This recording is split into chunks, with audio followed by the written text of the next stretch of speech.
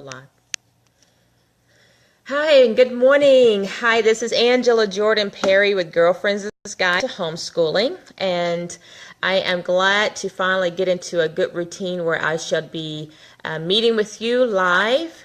You can always find these videos as well on my YouTube channel at Girlfriends' Guide to Homeschooling, and that's with an S and then an apostrophe on the end of Girlfriends. I am Angela Jordan Perry, homeschool mom of 8 children.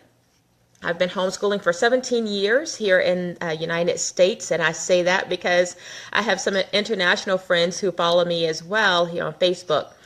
But today's question I want to answer and just conversation we're going to talk about is, can I homeschool other people's children? Okay.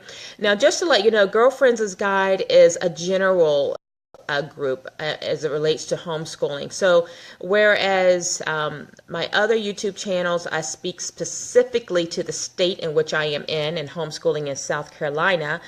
On Girlfriends' Guide to Homeschooling, it's going to be general topic as it relates to homeschooling. So I've gotten this question: can I homeschool other people's children? Now, so here's the deal.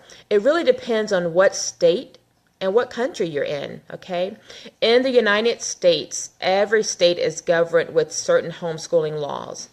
And you just have to find out what that homeschool law is for you in your state as it relates to homeschooling other people's children.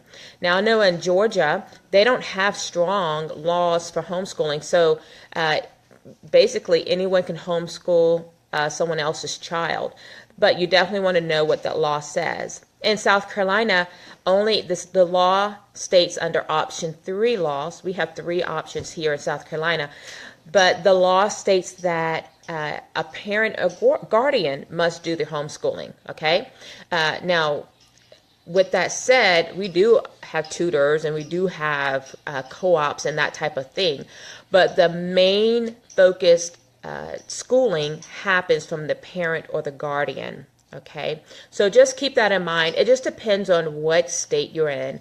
I wish I would have kept the person's name who asked me this, or the people who asked me specifically. So as I put this up on YouTube, just know that if depending on the country, you know, I lived in Europe for a period of time for 3 years, and while homeschooling is not very homeschool friendly there at all, and you know, there's certain I should say special cases if you're a missionary where homeschooling is permitted. And again, that just depends on where you are in that state. I have some families who their child is temporarily living with a grandparent in another country, partly, maybe a long extended visit, but they're homeschooling out of South Carolina. So the parent is still overseeing the schooling of that child, making the decisions of that child, but they do have the grandmother, who's a temporary guardian, also providing some instruction while they're there in, I think it's somewhere in Africa, I can't remember. So there are these unique cases in that sense, but just know, depending on what state you're in the United States, would depend on what laws you must follow as it relates to homeschooling other people's children or foster children. You know, that's a different thing too. Just depending on that state, some courts will allow foster parents to homeschool students, specifically if they're planning to adopt. There are some special cases where they will allow that, and then some cases they won't. So just know your law that governs your locale and just follow it, okay? Hopefully that answers some questions for you. If you have other questions around this subject, do not hesitate to give me a comment down below, and let's have some dialogue about that. But again, I look forward to speaking with you later on Girlfriends' Guide to Homeschooling, as I try and work to be I'm not going to try. I am going to be much more consistent.